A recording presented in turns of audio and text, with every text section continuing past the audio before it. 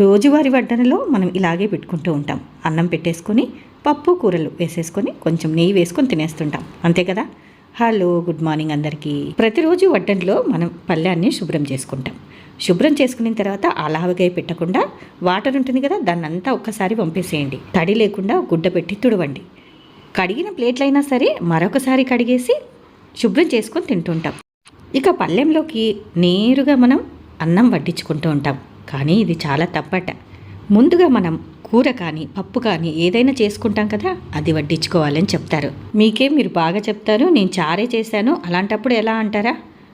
అయితే దానికోసం కొంచెం సాల్ట్ కానీ కొంచెం పచ్చడి కానీ మామిడికాయ పచ్చడి అది ఉంటుంది కదా, అది వేసుకొని తర్వాత అన్నం వడ్డించుకోండి శుభ్రంగా. నేనైతే ఇలాగే పెడుతూ ఉంటాను. ఇక ఈ చిన్న వీడియో చేస్తే నలుగురికి తెలుస్తుందని ఉద్దేశంతోనే ఇది చేశాను. మరి నచ్చితే కామెంట్ చేయండి, లైక్ చేయండి.